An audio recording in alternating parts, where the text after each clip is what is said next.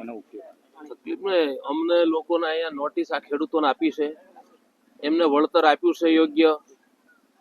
જમીન તો અમારી છે ને, તમે મામલતદાર સાહેબ છો, અમે તમારી ઓફિસમાં આવવું હોય તો તમારી રજા લઈને આવી છીએ. અમારા ખેતરમાં રજા વગર ઘરી કેવી રીતે જાય? અમે ખેડૂતો છીએ. અત્યારે જમીનોનો ભાવ શું છે? અમારા બાપ દાદાએ જમીનો હંગરી અને આટલું અત્યારે લોકો થતું હોય ને ભાવ અત્યારે સારા થતા હોય તો નો ડાઉટ સરકારને કામ હોય તો રોડ ને ધારે ધારે લઈ જાઓ, અમે ક્યાં ના પાડીએ છીએ. એટલે વસ્તુ આ છે, મૂરું કાઢવાનું ફલાણું કરીને ફાવે ખેતરના બોલ્યામાં નાખે તો વ્યાજબી નથી ને અમારી પ્રોપર્ટી બગડે.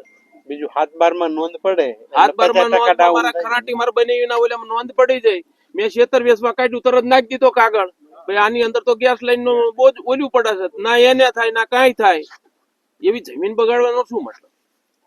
અને સાહેબ અમારે બોજાની નોંધ પડાવી હોય તો 90 દિવસે પ્રમાણિત થાય. તમારી 3 દીમાં પાડતો છો, 1 કલાકમાં, 1 જ કલાકમાં બાકી થઈ એટલે અમે તમને બધા વિનંતી કરીએ છીએ કે આ પ્રોજેક્ટ આ બંધ કરાવી તો તમે હે ને રોડ ની ધારે ધારે લઈ જાઓ. પાણીની પાઇપલાઇન અમે ફેદરાથી છે જવારે લઈ જઈએ, ધારે ધારે જ લઈ ગયા છીએ.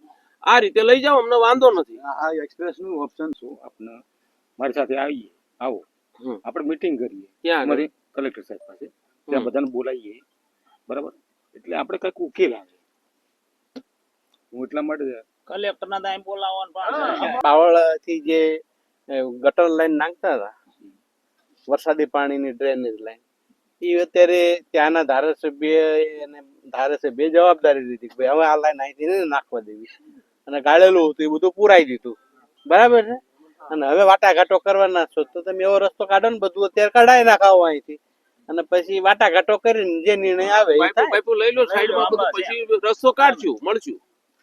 અત્યારે ખેતી વરસાદ પડે એટલે ખેતી કરવાનો સમય થઈ ગયો. આગળ આવી ના કરાયું છે, આપણે ધારાસભ્ય હોય એને આગળ આવી ના કરાવવું જોઈએ. રેડવાની ઓલું થાય. અત્યારે પાઇપો બધું લઈ લો અને તમ તાર અમે 5 જણ નક્કી કરીને મળવા આવીએ. નથી ના હવે 2 દિવસમાં વરસાદ થઈ ગયો તો આ પાઇપો ખેડૂતોને કેટલી નડવાની?